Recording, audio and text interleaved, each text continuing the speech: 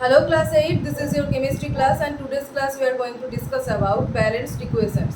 So let's start the class. So we have further discussed what are equations and how to write chemical equations. Now all the equations are not balanced. So at first what are balanced equations? Suppose I am saying about the reaction of hydrogen and chlorine. Reaction of hydrogen and chlorine produces hydrochloric acid or hydrochloric acid, okay. Or you may say hydrogen chloride gas, HCl gas. So you will write the equation like hydrogen reacting with chlorine. These are the reactors giving an arrow, and it is producing hydrochloric acid or hydrogen chloride gas.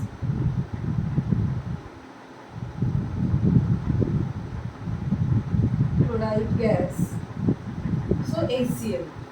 Now you can see that in the left hand side there are two hydrogen atoms and two chlorine atoms, but at right hand side there are only one hydrogen atom and one chlorine atom. That means the number of atoms are not same in the left hand side and right hand side. So we have to balance it. That means we have to make the number of atoms equal in both sides.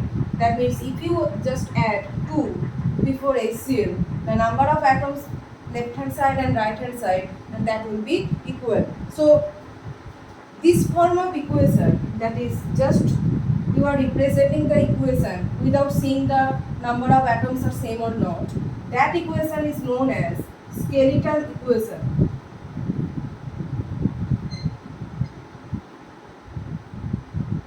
Skeletal equation.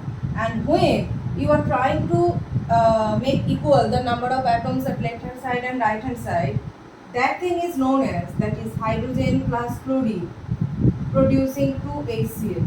This one is known as balanced equation.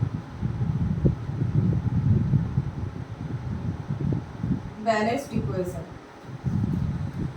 So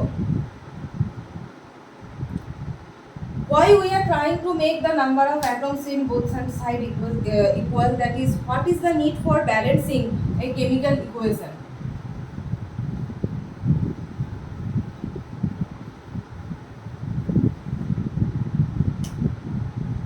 Need for balancing a chemical equation. So in this chemical equation, every chemical equation follows the law of conservation of mass. Law of conservation of mass. That means during the course of the reaction, atoms are not formed, neither the atoms are formed nor it is destroyed. Okay. So during the course of a reaction, atoms are neither created nor destroyed. During the course of a reaction, atoms are neither created nor destroyed.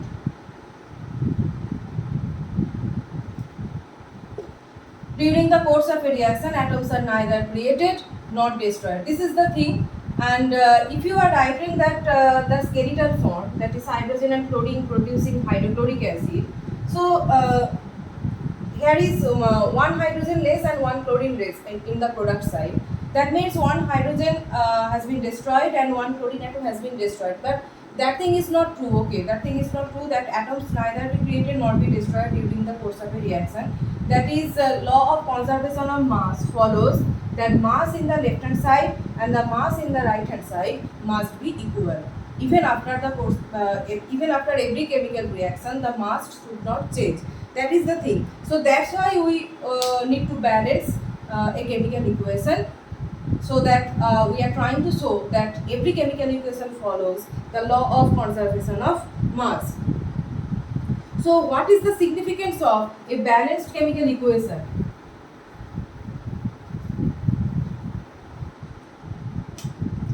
significance of a balanced chemical equation. So the question is that what does it represent? A balanced chemical equation represents that the name of the substances that are taking part in a chemical reaction. So it represents the substances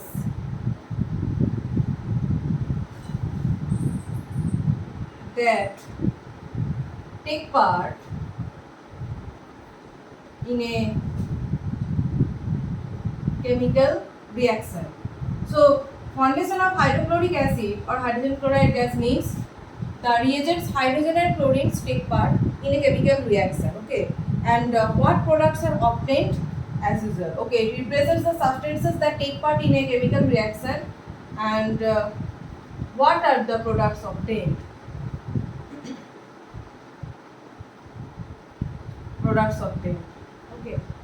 So name of reactant and name of product we can know just by seeing the balanced chemical equation. Next is that it shows both the number of molecules and the number of atoms of each type involved in the reaction.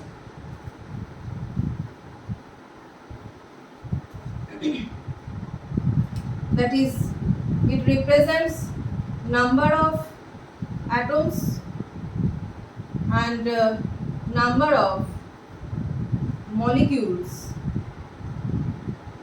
involved in the reaction.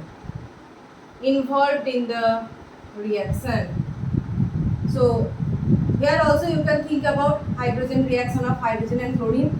That is, hydrogen reacts in molecular state and chlorine also reacts in molecular state. So one molecule of hydrogen reacting with one molecule of chlorine to produce two molecules of hydrochloric acid, like this. So the number of molecules and the number of atoms of each type involved in the reaction.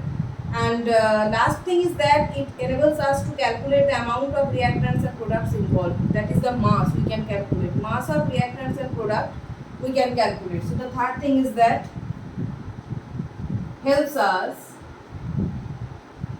to calculate the mass of reactants and products.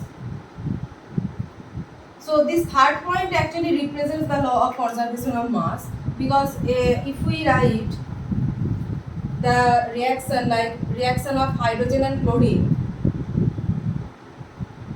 to HCl, so just count the mass helps us to calculate the mass of reactants and products. So total mass of reactants,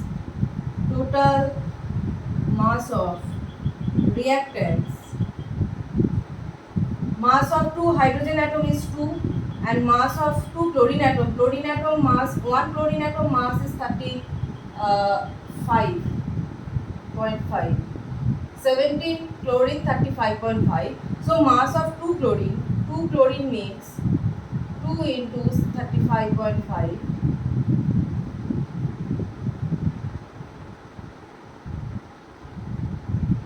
71. So 2 plus 71, that means it is 73, and 2 HCl means 2 into hydrogen is 1 and this is 35.5, so it will be 36.5.